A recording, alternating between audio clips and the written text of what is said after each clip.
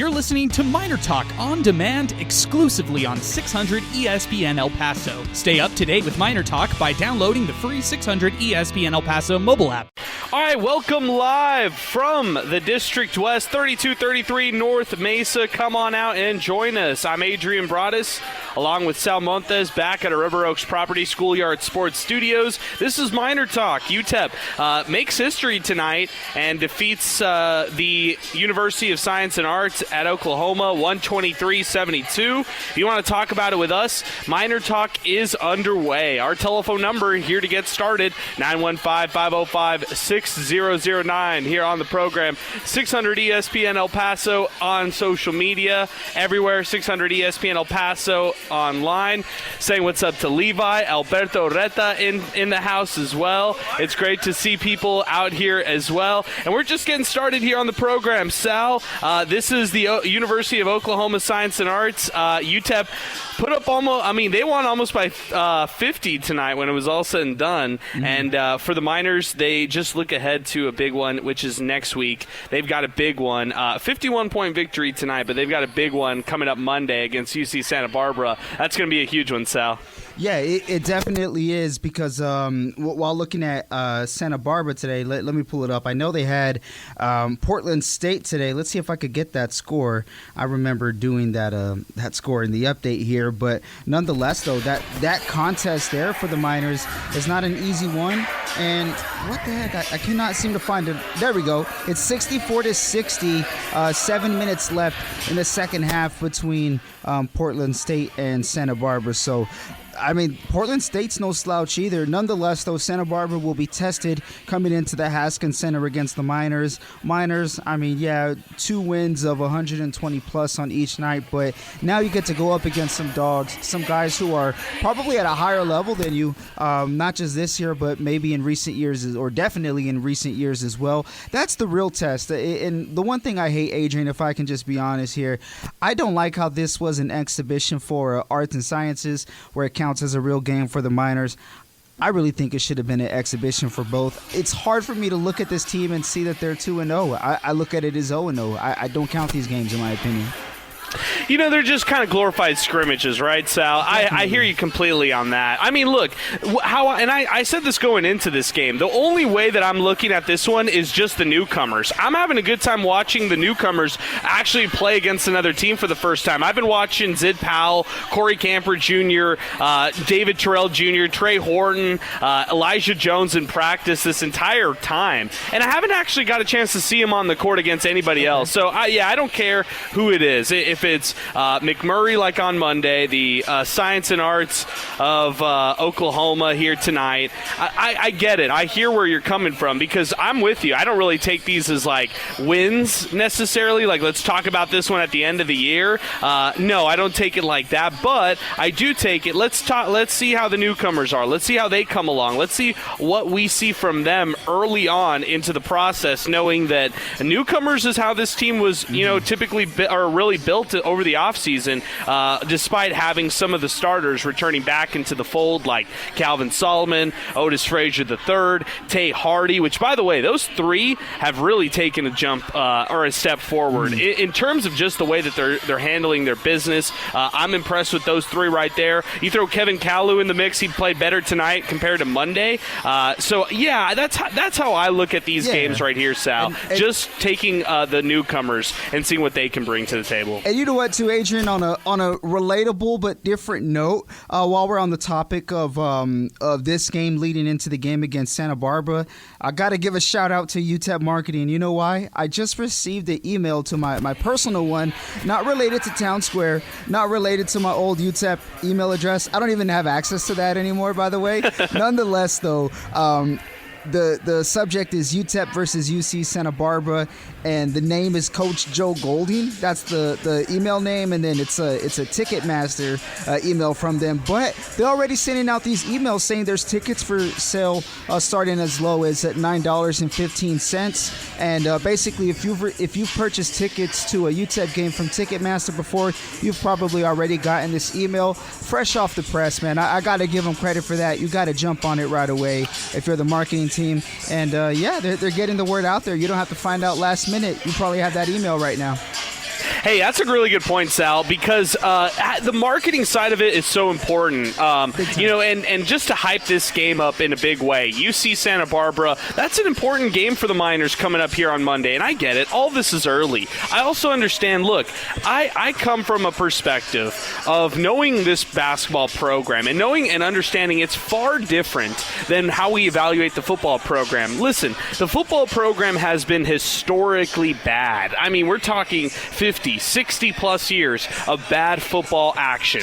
When you compare it to the basketball program is fantastic. The basketball program is the program that you have more notoriety. However, when you reflect back on 30 years ago, that's where you start to scratch your head and wonder, what's going to happen with this program right here? How do they find success? How do they find relevancy as they continue? So I look at this from a perspective of, hey, I hold UTEP basketball to a very high standard. Going to the NCAA tournament is the standard that I have UTEP basketball. Now, finishing 6-6 for UTEP football, that should be at least a level playing field right there for the football side of things, just knowing where they are in their development. But, I digress, and I just say for this basketball program, I still have high expectations. And with all that being said, I don't know what's going to happen with this current basketball squad. I don't know how far they're going to go this year. But I do know early on into the season, the newcomers have impressed me into two pretty much exhibition games, one against a D3, one against an NAIA school. So that is at least what is on my radar here from just two games. That's all I can take away from these two right here. Hey, if you want to weigh in on the program, give us a call. Our telephone number, 915-505-6009. That's the telephone number to get into the program. Also, 600 ESPN El Paso on X, formerly known as Twitter, and everywhere online, 600ESPNElPaso.com. Hey, want to give a big shout out to Timothy Cantrell. He is with us, Sal, for our MinerTalk Basketball Player of the Game. Timothy Cantrell, if you're looking to buy or sell a home here in the El Paso area, look no further. Meet Timothy Cantrell, your trusted real estate agent with over 20 years of experience. In fact, you can actually follow him on Instagram at Timothy Realtor for the latest listings and also your realty tips. That is Timothy Realtor on Instagram. You can contact him as well at 915-204-8441. Call or text Timothy Cantrell today. They're our newest sponsor here on MinerTalk. Also want to give a big shout out to Wind Supply El Paso. They will bring our hot hand of the game at the end of this one, and that's again presented by Wind Supply El Paso. Check out the Find a Dealer tab online today at windsupplyelpaso.com. Again, they bring us our hot hand award after every UTEP basketball game here on MinerTalk as we continue. Again, we are live here out at the District West, 3233 North Mesa. Come on down and join us. $8 wraps. You can get chicken, you can get steak, get a little bite to eat as you're heading home from the UTEP game tonight. Also, we got great drink specials out here happening right now. $3.75 Deep Eddies. They also have $2.50 Corona, $2.50 Estrella Jalisco. Great drink specials happening right now here at the District. And the best part about it, the kitchen's open until 1. So if you are out and about looking for a late night spot to eat, this is a perfect place for you. The District West, 3233 North Mesa, as we are talking some UTEP basketball here tonight on MinerTalk. Let's do this. Let's take an early timeout. When we come back, we'll get to phone calls. Alberto Ureta is here on site, our very own. He'll give his thoughts on this one as well. We'll continue to talk more UTEP basketball tonight. A historic finish for them. They scored the most points in program history, 123-72 over the University of Science and Arts in Oklahoma, the Drovers tonight. We'll talk more about this game coming up next. But let's take a timeout right here as we continue MinerTalk, presented by the Oscar Arieta Agency. More in a moment right here on 600 ESPN El Paso.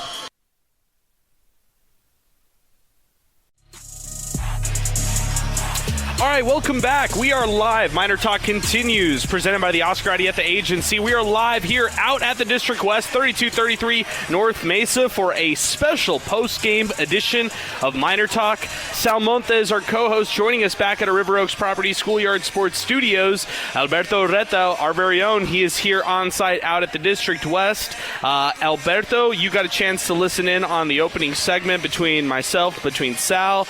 You got a chance to hear UTEP defeat defeat the University of Science and Arts at Oklahoma, and this is a big one for the Miners to get a 51-point victory, score the most points in school history. Knowing the opponent, yeah, I get it. It's an NAIA school. The previous opponent was a Division III opponent, but it makes me excited for Monday, Alberto, knowing that UC Santa Barbara comes in. They're a top 130 team in the country, and they're a team that UTEP cannot take lightly going into that big Monday night matchup out at the Dawn. No, hopefully the Dawn fills up that Monday night. I think that one of the things that I liked the most about this game was Kevin Kalu with 13 boards. That was pretty good. I really like to see that. And just, seeing the guys, like Coach was saying during the post-game show, are going to get more minutes. Like, he really likes the bench. I really like the bench as well. And I feel like in this league and in a lot of leagues in college basketball, you live and die by your bench. It's not a star player league. You have to have some guys you can sub in there, get good minutes, get guys that can score buckets while your guys rest up. So it's good to see our guys get quality minutes. Like we said, Garrett Levesque wasn't able to get in there. He would have gotten quality time, but he got hurt during the first game. I take it as a win's a win. A lot of people are going to try to discredit it. I take it as a win's a win. You can't win with Miner fans. If you win, it's not a good team. But if you lose, it's the same old Miners. So we'll see what happens. I'm really excited. We'll see what happens Monday night. Hopefully they come out, put up some good shots. Well, hey, if we've seen anything from the first two games is their offense is a little bit different than last year. I mean, Sal, despite the opponent, UTEP struggled to score points. You could tell me it was this team that they played tonight, the Drovers. You could tell me it was McMurray last year's bunch. I felt like last year's bunch was just a grind. This year, at least, they have more momentum, more energy, more drive to at least score early on. I guess, what do you take of it? Yeah. What do you make of the offensive production in these two games? Well, that's a better question to ask. There's two takeaways. Granted, we know who they played the first two games, but even when they would scrimmage teams like Sol Ross, we would see them be a bit stagnant on offense. Not a lot of fluidity, a lack of cohesion on offense. And I get it. It's early on in the season. And with the first 2 years under Golding, you didn't really see the offense kind of kick into gear or at least look formidable until conference play or midway through conference play. Now, I think there's more fluidity. The ball's moving around more. Guys are using their athleticism to get to spots as well. That's what I really like seeing. Hopefully they can continue this trend. But the second part, though, Adrian, is something they haven't done well is score in transition. Get buckets off of the fast break. We know they've played good defense the first 2 years. We know they're going to play good defense again. But if they can get those fast break buckets, it's going to alleviate some of that pressure whenever they're in a half-court set to try and get some points. So that's what I really like to see, them using their defense, which is their number one thing in my opinion, and transitioning that, no pun intended, into their offense. Our telephone number here on the program, 915-505-6009. It's a great point you bring up, Sal. The transition buckets are definitely an area of emphasis. And knowing that they've got such athletic players, I'm talking about Corey Camper Jr., who is running the floor tonight, David Terrell, Alberto mentioned him. Kevin Kalu is such a polarizing player for me. Sometimes I like him in stretches. Other times I worry about what kind of player he is offensively. Defensively, he's going to do what he does. On the glass, he's going to get the boards, and they're going to need somebody to do that on this team because I'm still not sure where they're going to get their rebounding production from, even though it's just 2 games into the season. The point is, I'd hope that Kevin Kalu can progress a little bit more offensively as the season comes along, and maybe that's too much to ask, or I'm not sure how we answer that one there, Sal. How do you assess Kevin Kalu? Because when we talk about the players returning, you heard me say it. The headline players are Tay Hardy, it's Calvin Solomon, it's Otis Frazier, and then it's Kevin Kalu. But should we have Kevin Kalu in that same discussion, or is he kind of in just a small tier below those 3 guys? You know what? Just off of what we've seen before, and I guess these last couple of games, I would still kind of put him on that tier right below, because I want to see him do it against a team like Santa Barbara. I want to see him do it against, Western Kentucky, Middle Tennessee. Now, it's a good step forward, and I think he's starting to, own in on his his size, I guess you could say, and be a solid rebounder. And within that, I think he's finding his identity and he's buying into that enforcer type of role down low. If he can make it tough, for opponents to get a rebound or box out when he's trying to get his own rebound, so to speak, I think that can add a different type of level. So piece by piece, early on so far, I think we're seeing him embracing that physical type of role, which you love to see, because Golding is a guy who loves fiery, physical type of guys. So if he could do that, I think more minutes are going to go his way.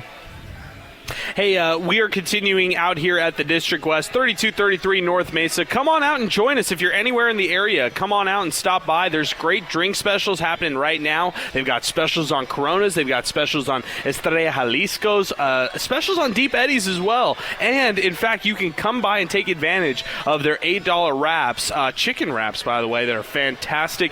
Just $8. Come on down to the District West, 3233 North Mesa, right next to the university and the Don Haskins Center. It's super close by, so if you're anywhere in the area, come on down and join us. We got a couple tables here that are available, a couple tables here filled up. They're just hanging out, a little nightcap here on a Thursday night, getting the weekend started right. Come on down and join us. We are out here having a great time here on MinerTalk. And if you want to call in and give your thoughts, we are asking you right now here on 600 ESPN El Paso, which player surprised you the most from UTEP basketball so far? And then additionally, which player are you looking forward to most among this UTEP team? Give us a call, 915-505-6009. Your surprise so far and the guy you're looking forward to watching most for the rest of the season. King Eric here on the show sends us this one on X. This is what he says. Overall, great performance. I still think shooting and rebounding need to be addressed come conference play. But this is a solid squad with unlimited potential. Call me an Elijah Jones fan for sure. Look, I'm all over Elijah Jones, man. By the way, Elijah Jones starting his UTEP career 14 of 14 before missing his first bucket. Tonight he was 8 for 9. So you figure what he was able to do over 2 games, 17 of 18 from the field. And also he grabs 2 rebounds tonight. In tonight's matchup, he scored 19 points. That goes pretty nicely with his 19 on Monday. So Elijah Jones, through his first 2 games, already impressing a little bit here, that's exactly what they need in the front court. At that forward position, if you're talking about somebody to spell Calvin Solomon and help in relief for him, this is the guy to possibly do it. Maybe he could fill in those shoes of a backup forward here for this Miner squad, knowing that they're a little they came into the season with a little bit of uncertainty in the front court, knowing that they lost Zarek Onyema from last year's squad. And you know what, too, Adrian? I think if he keeps it up at this rate, forget a spell role. I think he'll be out there on the floor, and they can maneuver that lineup to feature Jones as a starter, in my opinion, if he keeps it up at this rate. And what I also like, in addition to his efficiency, was he had 3 steals tonight as well, so he was able to be a bit of a ball hawk, if you will. So paying attention to the defensive side of things as well. I really like that. So, the sky's the limit for this guy. He's looked good so far. If you're going to take anything away from the first 2 games, it's just these guys getting into game rhythm, I guess, or game speed, and having it be officiated. That's really what I take away from it. But getting out of this relatively healthy is a big plus too. So yeah, Elijah Jones killing it, man. Looking good on defense too. All right, let's keep it going on social media, and specifically X, formerly known as Twitter. David Castro in on this one. I know USAO is a cupcake squad, but I like seeing what Coach Joe Golding is doing with UTEP men's basketball. It looks like we have players that hustle on defense and that have mid-range shooters. Looking forward to seeing where this squad is come January at Matt Castro. That's coming in from David Castro. From Matthew Castro, he says this: I know we're playing the University of Incarnate Western Tech of Arts and Sciences, Oklahoma Community College. But I'm starting to think this team can hoop. I love that line right there. Great statement there, Matthew Castro. Great job there. Jacob Lopez says, we'll find out how this team is on 11/20. He's talking about the Cal game, but Jacob Lopez, don't forget about the Monday matchup as well. UC Santa Barbara, actually on paper, UC Santa Barbara a better team than Cal. They're ranked in the top 130, like like I mentioned. Cal ranked in the top 150. I think they're like 150 or like 148. UTEP's 154, by the way. That's just the early rankings. And what does preseason rankings matter? I don't know, but I mean, at least it tells you a little barometer of where it's at right now. Joe Chacon chimes in saying, all-time program record. Way to go, UTEP basketball. Hashtag si se puede. Hashtag not in MinerTalk jail. Hashtag Brock is my OG. That's coming from Joe Chacon. Yeah, Sal, you know Joe Chacon. He's a crazy guy. Sometimes he gets in jail. He's in sports talk jail right now. It's just one of those things. Okay, got it. It's a sports talk thing transitioned over. We'll keep him on here, right? Yeah, exactly. We'll keep him fresh here on Miner Talk. That's like I said, I vouch for this guy too. So if he's locked up, I'm locked up too. Don't worry.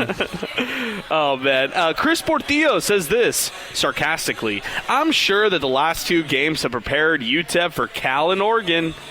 Well, I hear you, man. I hear where you're coming from. Look, what would you – hey, I'll ask you guys this. I'll ask both of you guys this. And maybe you guys have a different answer than I'm teeing up for. But last year you reflect on the UTEP basketball team and what they started with. They started on the road at Texas. Those expectations are kind of through the roof. Would you prefer UTEP to go on the road, get a bye game, play on nationally televised, in a televised setting, and then get blown out? Or would you prefer them play, I guess, these 2 cupcake teams to kind of get them excited, motivated for the rest to come? Not saying that the Texas loss was deflating by any means, but you go on a national stage and you kind of put all of your eggs into that one and throw the kitchen sink at them, even though it's just game 1.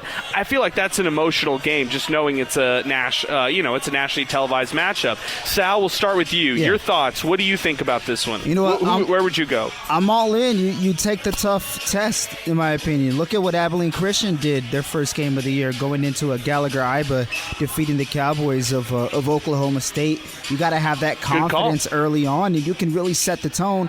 And let's say you lose that game, which is the higher than the lower, so to speak, right? You have a higher probability of losing that game. I mean, you go out there and you see what you can do against the best of the best. Texas made a deep run last year, but if you can hang with them for a large period of time, now you have a better measuring tool to work with getting ready for the season, because what measuring tool do they have from these first 2 games realistically? None. That's going to prepare them for tougher opponents, as opposed to taking on, this is hypothetical, so I'm just going to throw good teams out there, a St. Mary's, a Gonzaga, whatever the case is, the cream of the crop or tournament teams, so to speak. If you go up against teams like that out the gate to kick things off, you have a better measuring tool for your future opponents. So that's what I take away from it. Alberto, I'll swing it to you. Where do you land on this argument? Would you prefer UTEP to play these 2 home matchups like they did, or go on the road and play a tougher opponent like they did last year at Texas? Where would you land? Sal was making a good point about the Abilene Christian team going into the Cowboys' home and taking a win there. I just think it's kind of foolish to bank your morale, your team morale, on an upset win against a huge opponent, because you get your hopes up and, like you said, you get emotionally invested in that game and in that possible win, and it doesn't turn out for you. And more than likely, only your better players are going to get looks, You're not going to put in your starters. You're not going to put in some younger guys against a team like Texas away. So I like the 2 softer opponents. Get yourself 2 wins. Get everybody a good amount of minutes. Get everybody ready for the season. Get your new guys under the lights, and then get ready for the harder opponents, and let that come as it come in time. But I just it's too hard to win an away game like that. And so to bank your season on, we're going to start off the season on a big upset, I find it doesn't happen 9 times out of 10. So I wouldn't like to see our guys go in there and get pummeled by a big team. Okay, so it's an interesting polarizing thoughts. I would say this. I think now that you both laid out your reasons, I would say that it kind of depends on the season. So year 1 of Joe Golding, they have all those veterans. They have all those guys like Sule Boom, Keontae Kennedy, Titus Verhoeven, Zarek Onyema, you name it. They have all those guys on their roster. I kind of like that squad going on the road in a Power 5 of a setting. Now, when you put this team into context, knowing how many newcomers are in the mix, sure, maybe they catch lightning in a bottle, and they catch Texas or any of these big teams on the ropes in game one to come out of the gates as a bit of a surpriser. But then I reflect back on why they have those secret scrimmages. It's not like this is the first 2 games that UTEP has played at all. I mean, obviously, UTEP has played a secret scrimmage against Texas Tech, and they lost in that one. So I think that's what you do those secret scrimmages for. Maybe you play a better team like a Texas Tech, at least on paper, and if you're able to hang in and beat that team, well, great. That means good things for your team moving forward. It might not mean anything. It's like the charity exhibition game that was obviously in front of a crowd where UTEP ended up beating Texas Tech at home a couple years ago. But nonetheless, at least maybe that's the silver lining, is because you have those secret scrimmage matchups, because you have those before season games that no one can actually talk about in reality. Maybe that's what gives you a little bit more justification to have those home matchups that are maybe seen as cupcakes by some people. But nonetheless, I think it's great arguments by both sides. Hey, our telephone number here on the program, 915-505-6009, if you want to weigh in on the show. Let's pause 10 seconds for station identification. Actually, let's do this, Sal. Let's take a full break here as you're listening to Miner Talk, presented by the Oscar Arrieta Agency. More in a moment right here on 600 ESPN El Paso.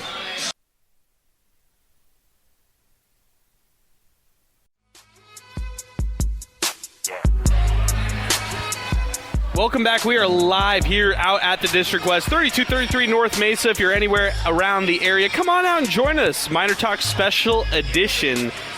Post-game live show here at the District, 3233 North Mesa. We're talking UTEP basketball. They just defeated the University of Science and Arts at Oklahoma, 123-72. That's the final from earlier today. Miner setting an all-time program record in this victory tonight. Let's keep the phone lines moving. Our telephone number, 915-505-6009.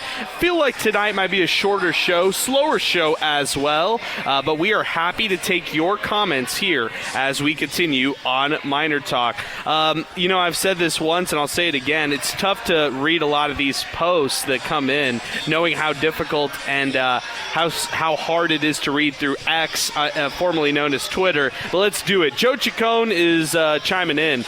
Elijah Jones is going to be big time. With more time, Zid Powell is going to be the general on the court. Kevin Kalu and Derek Hamilton will be giving people fits as long as they stay out of foul trouble.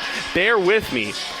This is coming also from Joe Chacon. He said, looking forward to seeing how Joe Golding uses his depth, because that's going to be key going into the season here so far. These games have given this team some early season experience.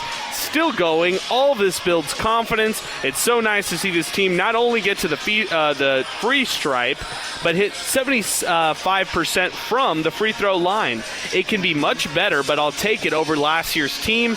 And then Joe Chacon, he says he's almost finished. We'll get back to him in just a second. Let's go to more people. This is coming in from Manny David.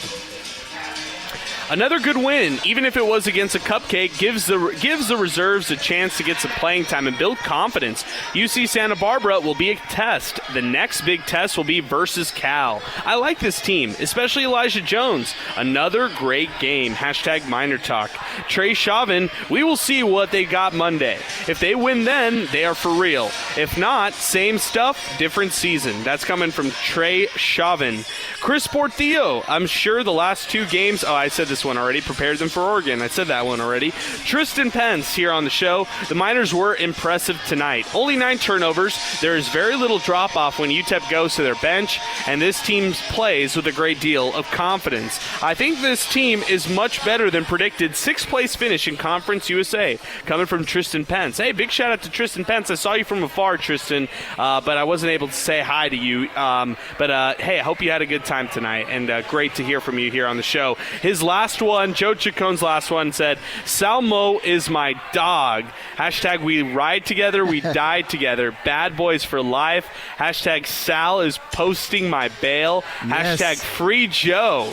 Hashtag I'm off tomorrow. Hashtag time for some shots. Hashtag Miner Ink Crew. There you go, Sal. That's the real hashtag I was waiting for. Miner Ink Crew. There you go. That's my guy right there. What's going on, Joe? We just got out right now, actually. I had to teleport over here to the studio. He posted my bell, and we did it at the same time. So, yeah, that's my guy. There you go.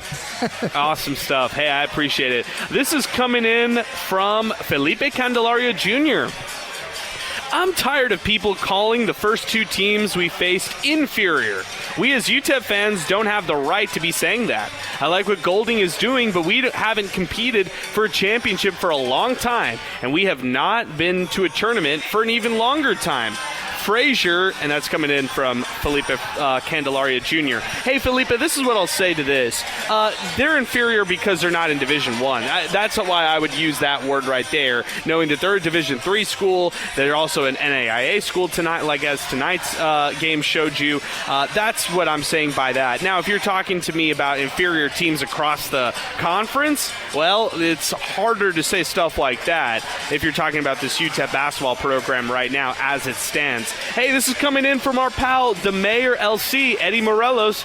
Good to hear and excited to hear from Alberto on MinerTalk with Adrian. Very knowledgeable young man on minor athletics and pretty much on all other sports. Also, shout out to the minor volleyball team as they have their season finale this weekend. Alberto, our guy, Eddie Morelos, giving you some love here on the show. I saw that. Almost cried. I swear I almost cried. Oh, that's our guy, Eddie Morelos. He's always giving great love. Hey, this is coming in from My Name is Jeff at the Big Bacon, the Miners, baby. What does the San Barbers going to say Monday when the Miners spank them con la chancla? That's coming in from My Name is Jeff at the Big Bacon. Man, we've got some crazy people here tonight, Sal. What is this man, My Name is Jeff, on right now? That's a crazy one. He's drinking that orange Kool-Aid, man. He's all in right now. You're exactly right. I respect it. Yeah. I respect it too. Hey, let's go player by player real quick, guys. Then we're going to do this. We're going to take another break. We're going to start winding things up, and we're going to start talking a little bit about UC Santa Barbara. But if you want to weigh in on the show, 915-505-6009. Okay, I was asking earlier, who surprised you the most? Who are you most excited to see for the rest of the season? Well, the guy who surprised me the most of the first two games, it's still David Terrell. I didn't realize he would have this kind of a, I'm not saying a role because it's hard to define a role against these first two teams right now, but at least he has that look and he has that kind of ability to be in the rotation. Tonight, he took 6 shots. He only made one of them, struggled offensively, but still showed you flashes here in this victory tonight. So I'm leaving these first two games most impressed by him and Elijah Jones. And Elijah Jones was somebody I thought UTEP could have used last year as a mid-year guy. And remember, he came to them as an East Carolina transfer last year, probably around January. He applied for an eligibility waiver mid-year, but I think deep down, not secretly, but deep down, the UTEP basketball program was probably happy that he was redshirted and they could get extra years of eligibility for him. So I think that was the overlying thought with him. I'll ask you, Alberto, Elijah Jones, you got a chance to watch him early on into the process. Your early thoughts and reactions on him, or maybe anybody who surprised you early on into these two games? No, I loved Elijah Jones. I loved the looks he gave us. I like the young guys that Coach Golding was able to bring out. And like everybody else, Corey Kemper Jr., I'm really excited for what these guys bring to the program. So let's just see them develop into something that, like a lot of people on Twitter are saying, we can use in hopefully the postseason. I'm excited. We all want it. So I'm hoping we can get these guys some postseason experience early so that they could maybe start the foundation of like a good program. A lot of people are ready for people to jump ship. But no, I like these guys. These young guys are great for the program, and the older guys are great mentors. So I'm excited. I'm really excited. I'm buying in foolishly and 100%. So I think it might be a little early to say anything like postseason, even though, before the season started, I talked a little postseason stuff. But I would say just based on 2 games, way too early to define a postseason for the Miners. Yet it's something that they want to reach for, and it's something that they want to get to, and it's their expectation. They want to be at that point. Hey, let's get to the phone lines right now, 915-505-6009. Mike from Austin is going to join us first on the phone lines. Mike, good evening, man. Thanks for hanging with us late. What's going on, man? Hey, nothing much, gentlemen. First of all, more importantly than basketball, happy Veterans Day to all our veterans. We got to remember them. Secondly, 100%. Hey, thank you to all our veterans, our military members, and you know what? Thank you for our freedom. That's really all I can say there. Thank you for granting us all our freedom here. So I agree with you, Mike. Yeah. Thank you for saying that. Absolutely. I'm not going to harp too much on the score because I know especially Sal is going to crap all over the anything. I'll cut your call off. No, I'm joking. Well, I mean, but you got to remember the other teams that we play, and yes, we know the caliber of the teams, but 120 points, 2 games in a row, you start the game at 0. 120 points isn't given to you at the end of the game. You got to earn them. So, and yes, I understand the caliber of the teams, but I think with a team that's so young and so new to each other, that seeing that ball go in the hoop and knowing what you have as far as your, what kind of prospect that you have or what you can do, I think it's really important for the morale, the mental morale of a young team. You know, you all were talking about earlier about what's better, in your opinion, having 2 soft games at the beginning or doing an Abilene Christian. I do believe that it depends on what team you have. If you have a bunch of returners, then yeah, you try to score hard and heavy because, they're used to it. They're under the lights. You put them out there and you see what they got. But with a team like this, I think that starting off with the 2 softer opponents and having some great deal of success with them might pay more dividends for a team like this. So I do believe it's a difference. The difference is in what kind of team you have. Yeah, it's a good point. I think I think that's a really good point there, Mike. And I think that, I'm with you on that. Now, you tell me, Mike, who's surprising you most? Who are you looking forward to most the rest of the season? Surprised me most is Jones because after the great game he had in 19 in game 1 and then following it back up the same way. At one time you think, okay, just had a good outing, but now he looks like he's a real player and a real contributor, and he's looking forward to the time under the lights. So he kind of surprised me more than anybody. And as far as who I'm looking forward to seeing Terrell, and with what Coach Golding said at the end of the game. Maybe, just maybe, we're starting to see the progress that Kalu has always kind of showed us, but hasn't displayed during game time. With 12 boards, maybe we're starting to turn a corner, and better now than having to wait till later in the season to see it. So we'll see. I mean, again, caliber of opponents all considered, you still got to pull down those boards and build up your confidence. And I think we have a pretty confident team right now. So I think that's a big deal, and hopefully that pays dividends for us down the road. The other thing, real quick, is that UC Santa Barbara, they just lost at home. So Portland State, Terrell Satterfield's finest. So, yeah, so I'm. I don't know if that's good or bad. Do they come in? I'm sure they're going to come in hot and heavy because they don't want to lose 2 in a row. But just wanted to fill you in on that.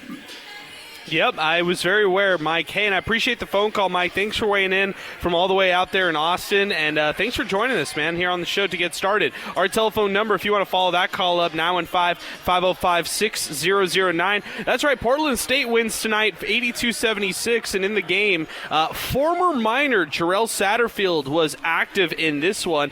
He was in action for Portland State tonight and scored a couple buckets for them in this victory for them tonight. So that's an interesting interesting matchup when you break it down and everything. And, yeah, it's a good topic that Mike brings up. Maybe the Gauchos come into the Don Haskins Center with a little bit more of a chip on their shoulder going into that one on Monday. And, by the way, Jarrell Satterfield, 12 points tonight, second most points on the Portland State team. By the way, that Portland State team is deep. They're a lot better than they've been in years past, so it's not the same Portland State's team that we've known in years past. UC Santa Barbara, by the way, they kind of run a 7-man lineup, a 7-man rotation, and it's pretty much led by one of their strong guards in Cole Anderson. And by the way, Cole Anderson tonight, 21 points in the loss in this one, and he's somebody that you can look back all the way back to last year. He was with them on that NCAA tournament team, so Cole Anderson will be the guy that the Miners have to try to hold off. That UC Santa Barbara team does have some pretty good guards, so it will challenge guys like Tay Hardy. It'll challenge guys like Zid Powell, and it'll challenge guys like Otis Frazier in the backcourt for the Miners, along with guys like Corey Camper and so on and so forth. So I'm just really looking forward to it. Portland State getting the victory tonight, like Mike said, and Miners will have to take on an 0-1 UC Santa Barbara team here come Monday at the Haskins Center. Our telephone number, 915-505-6009. This coming in from Robert Ukiti, our pal. He said, I'm all in on Corey Smooth Camper. He's trying to nickname Corey Camper Smooth. Sal, I don't like that. I'm not in on the Corey Smooth Camper take right there. I think there's other ideas. You're the nickname master, Sal, so maybe you have to think it over the weekend, and maybe you could come up with a better nickname for Corey Camper. Well, I think I have one right now just due to the athleticism. Oh, my goodness. Just to start things off, you know what I mean? And it's not that I don't like Smooth. I think it's a cool nickname, but it's not his. That's Johnny Melvin. Johnny Smooth Melvin. Lock it in. That's Can't do it there. It'd be like getting a coach here and calling him the Bear. Like, no, that belongs to somebody already. Don't do that. But if I had to pick a nickname, I'd go Two-Story Corey, because, man, he gets up there. Oh, Two-Story Corey. Dedicated to his hops, or talking about his hops. All right, I like it. Good stuff there, Sal. Alberto, what do you think? No, I was going to, before he said Two-Story Corey, I was going to say that we have to keep it up with like a double C, because it's like Corey Camper. I would like the alliteration, like the nickname to start with the C. Or I was going to say, or it has to rhyme with Corey or Camper, but that's perfect. Okay. Two-Story Corey. I love it. Two-Story Corey. I'm sticking with it. I'm not changing it. It's Two-Story Corey. Let's we'll hold on to that one. Good stuff there, Sal. Good stuff, Robert Ukiti. Appreciate you weighing in on the show. Our telephone number, 915-505-6009. Sal, we haven't asked you, most surprising player that you've seen so far through 2 games, and guy that you're looking forward to watching most for the rest of the season. You know what? I share some of the same sentiments that a lot of people who called in have shared already. Some of the same guys that you have mentioned, but I think the obvious choice here is Elijah Jones. This kid is just looking incredible. Being efficient from the floor, but knowing where he's supposed to be. Pretty much at all times. That's what I'm looking forward to seeing him continue throughout the year. And then as far as like potential goals, who I'm excited to see grow before our eyes, I gotta go with Terrell Jr. I think somebody as young as he is, being able to have the motion that he does, you see the upside, you see the potential. Now we just got to see him string along, consistent performances. But those are my 2. I like it, Sal. Good stuff. Hey, our telephone number, 915-505-6009. Hey, we're winding things down here on Miner Talk. It's going to be a shorter show here, so if you'd like to weigh in, definitely give us a call now, 915-505-6009.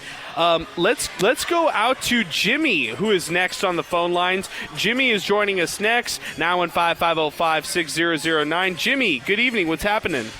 So, a couple of things on the schedule. I think you can debate going high major versus these guys, but I think everyone would agree, why not just a decent mid-major team? There's tons out there, and do a home and home. Give me an Iona, give me a Dayton, give me a Idaho. Give me just not Oklahoma, whatever, and the team that we played a couple of days ago. I just think it's not fair to the fan base, and it's not a game that you're really. You're saying that for game 1, correct? Or just game 2 or game 3. I don't think a D1 team should ever play an NAIA team. I think that should be prohibited, and it's just not fair to the fans. I don't know what any team gets out of it. Play someone at your division level. There's 300 plus Division I teams. You can find some to do a home and home series. I get the argument about people don't like playing in the Haskins. Do a home and home. I don't get much out of these NAIA Division III games. Just it's not fair to the fans. That's one. Two, what you guys have not talked about, and I've agreed a lot about what you said. I've been watching UTEP basketball for 40 years plus. You're not going to have a great team or even a very good team without solid point guard play. I know Zid Powell came in with a lot of hype. And against what we'd all consider to be inferior opponents, was not incredibly impressed. I want to hear what you guys think about his play in the first 2 games. Yeah, great questions. And, hey, I appreciate it, Jimmy. Thanks for weighing in on the show. Our telephone number, 915-505-6009, if you'd like to weigh in. Jimmy, my only thought to your mid-major point is this. They're playing UC Santa Barbara Monday, so it's not like they're making fans wait forever. It's a week that the fans are going to have to watch them play against these D3 or NAIA schools. And I get it. Yeah, I hear where you're coming from, because sometimes it does a disservice to fans. I know a lot of season ticket holders who decided not to come tonight and who elected to not come Monday. And so I understand that from a fan's perspective. There are certain fans who hold UTEP basketball to the highest standards, to where they're putting them on the same level of higher mid-major teams, and rightfully so. They grew up around this basketball program when it routinely beat schools like Georgetown. It wasn't a big deal to beat schools and upset different opponents like Oklahoma or any Power 5 school for that matter that wasn't necessarily ranked. Just knowing that it was UTEP and knowing that this team had a lot of historical relevance when it comes to their basketball program. So I get it. I hear where you're coming from. As far as Zid Powell goes, you know what, man? I have to disagree. And I hear where you're coming from. There's a lot of hype around him, but he didn't have to do much. It's not like he had to show you the entire bag and reach into his bag and show you everything.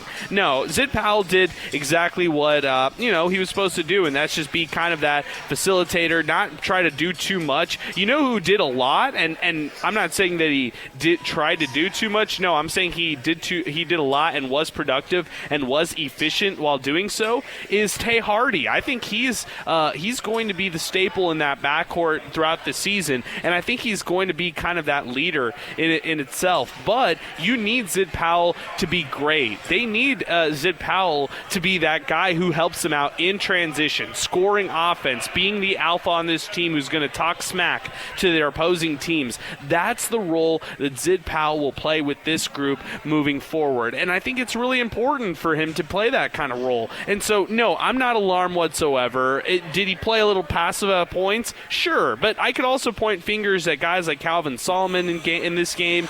I could point fingers at guys like Jonathan Dos Anjos. I could point fingers at, some of the other guys in spurts. It just wasn't, what you wanted to maybe see. Under 10 points in back-to-back games for Zid Powell, sure. But I'm not sounding any sort of alarms. I also think, and Mike, you know this, Jimmy, you know this very well since you've been a UTEP basketball fan.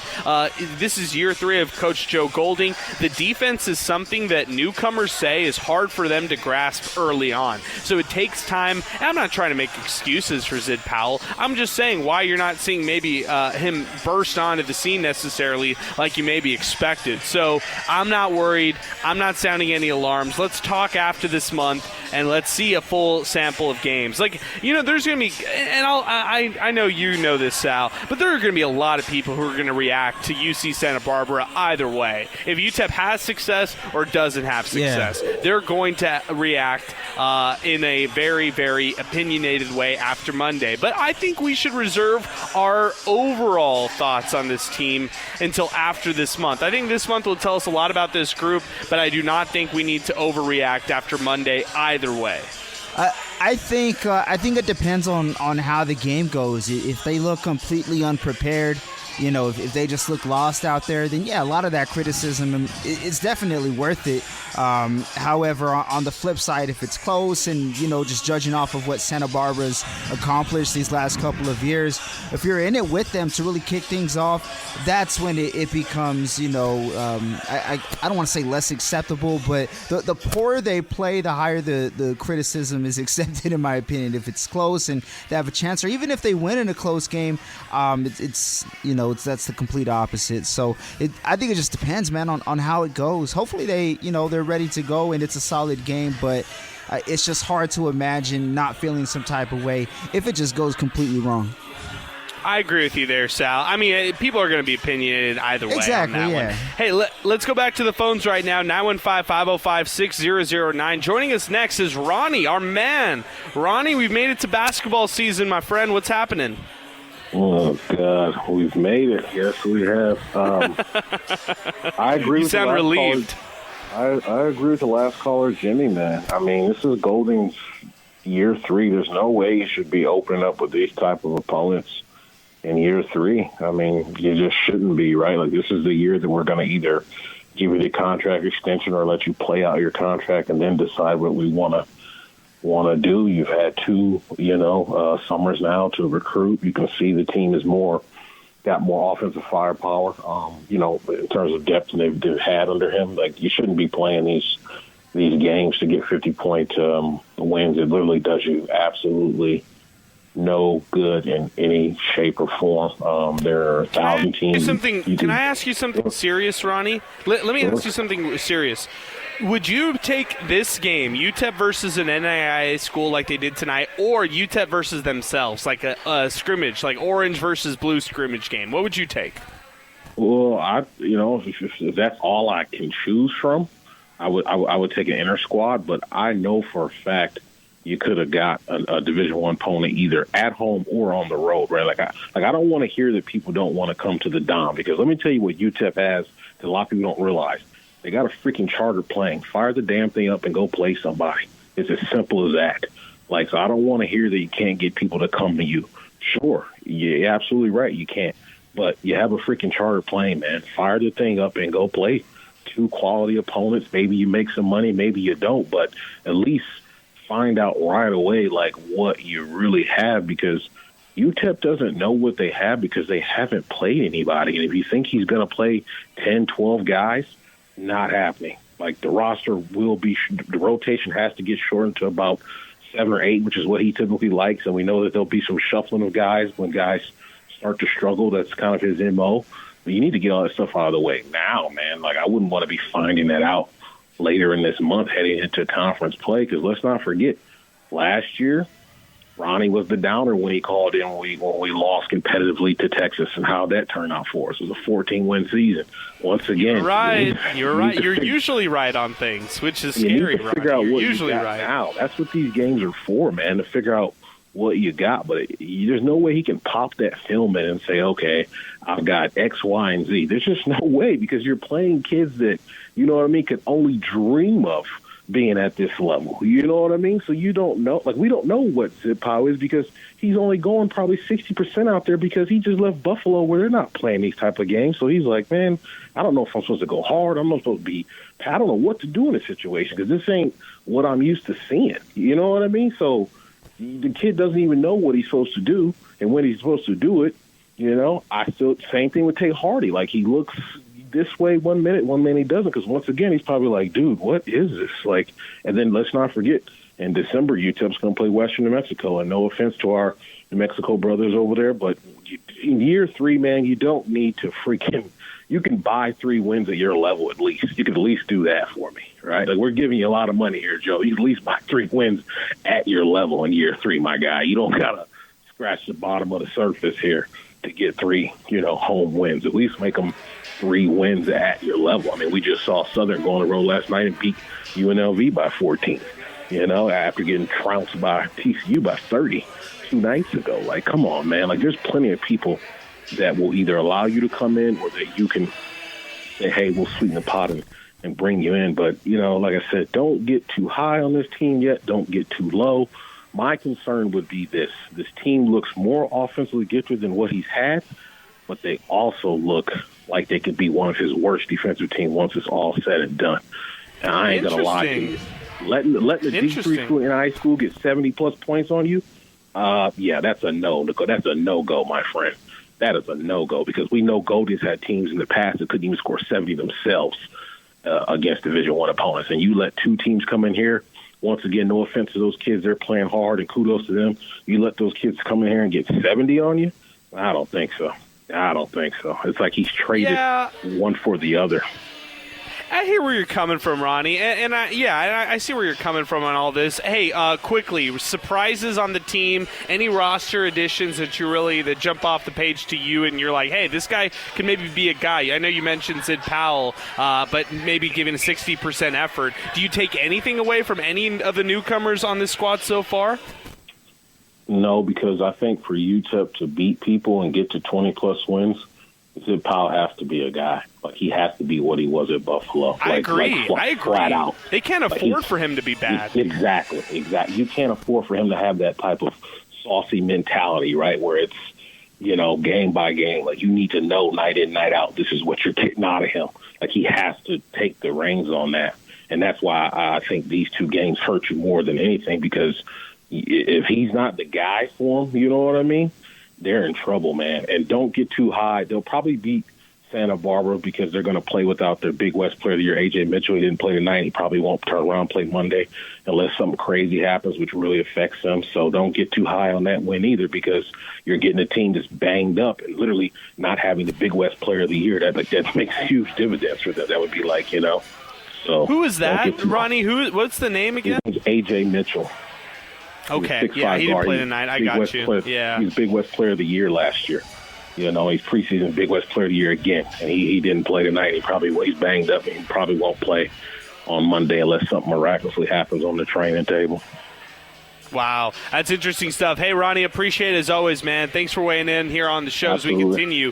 Hey, 915-505-6009 as we continue here on the program. 600 ESPN El Paso on social media and everywhere online, 600ESPNElPaso.com. Let's do this. Let's take a break. When we come back, let's start winding things up. We're going to give our player of the game, brought to you by Timothy Cantrell Realty, and we're also going to be handing out our hot hand of the game, brought to you by Wind Supply El Paso. MinerTalk, live at the District West, 3233 North Mesa. Come on out and join us for great drink specials, great food specials that are happening right now. We're presented by the Oscar Arieta Agency. More in a moment right here on 600 ESPN El Paso.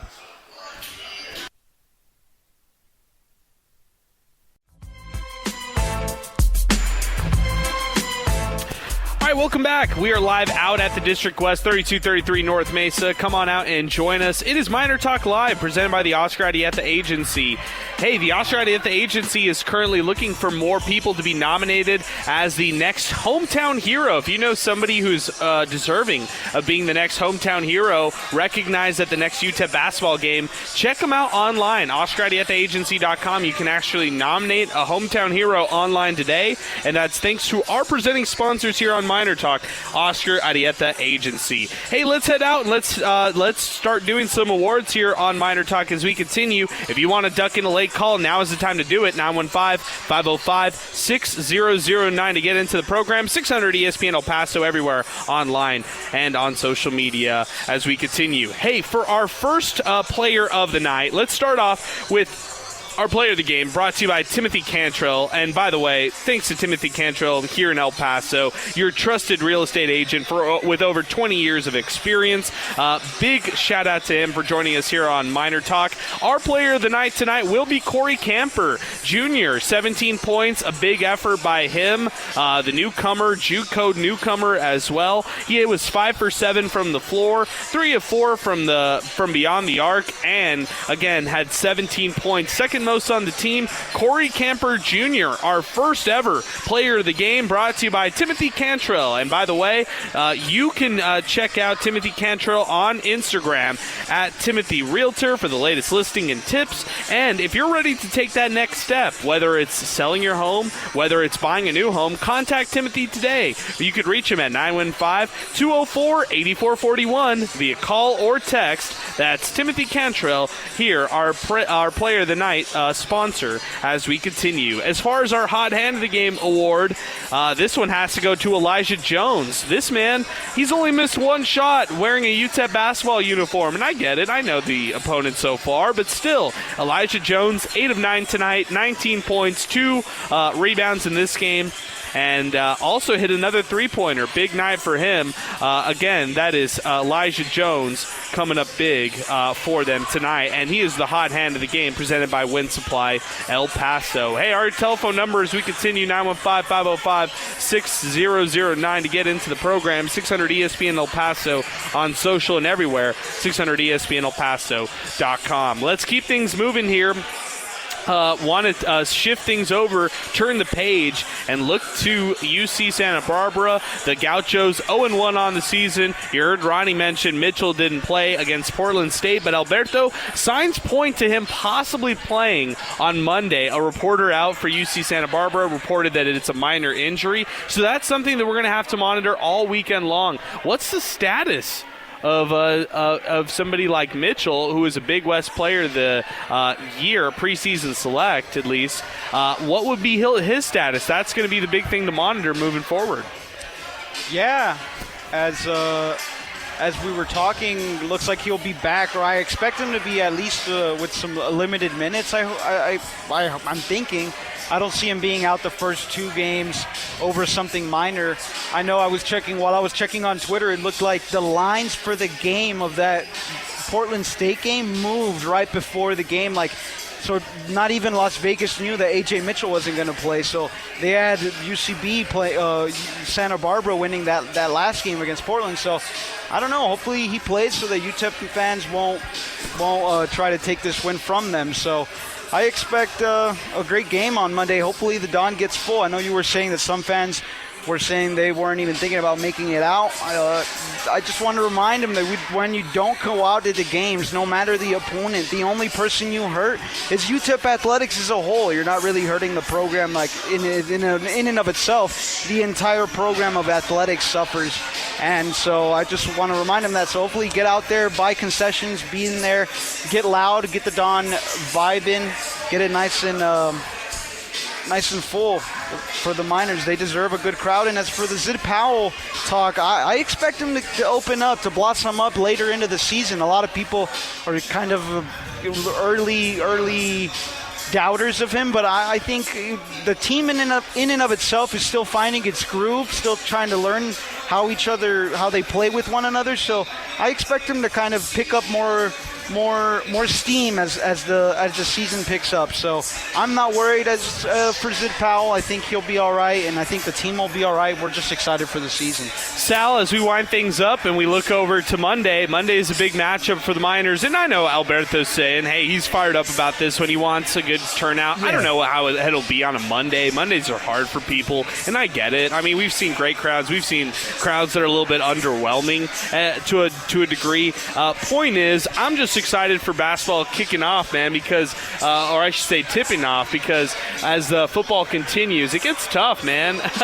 Next week, we've got UC Santa Barbara Monday. Friday will be Austin P for basketball. Saturday is on the road at Middle Tennessee. That Saturday game could be a little rough. Let's hope that, at least for Miner fans' sake and for their blood pressure and all those purposes, let's hope that the Miners can at least fare well Monday, knowing that this fan base has been kind of disgruntled over the past month and a half or so. I think that's putting it very, very lightly as well, Adrian. I mean, the crazy thing is, the better they play on Saturday, the more frustrated fans are going to be, because that's what they've been expecting, all year long. But you're absolutely right. That transition from football to basketball, it's a beast in its own right. So super excited to have basketball season here. It's been a long football season. Not to put it to bed completely, the season's still going on, so I want to give their respects as well. But yeah, man, the game against Santa Barbara is going to be a big one early on, and even if there are not that many people at the game, this is still a chance for the Miners to show El Paso why they should be going out to the Dawn. I mean, they marketing sent the email right after the game. I got it on mine. I'm pretty sure you all got it on yours too. So shout out to them. They've done an incredible job marketing, UTEP athletics in general. So we'll see what the numbers are for Monday. But if they win Monday, I expect expect that attendance to increasingly, show up numbers-wise throughout the year. I agree with you completely, man. Hey, I'm so excited to be out here at the District West, 3233 North Mesa. We will be out here throughout the rest of the season, so if you are watching UTEP basketball, this is your pregame destination. You can get a bite to eat, get some drinks, and head out to the UTEP game before the next one here on Monday. And after the game, stop by for the postgame show as well. Hey, this will wrap things up here on Miner Talk. What a great addition for us here on the program for Sal Montes back at our River Oaks Property Schoolyard Sports Studio. For Alberto Reta here on site out at the District, I'm Adrian Brada saying so long. Thank you so much for listening to Miner Talk, presented by the Oscar Arieta Agency. We'll talk to you Monday right here on 600 ESPN El Paso.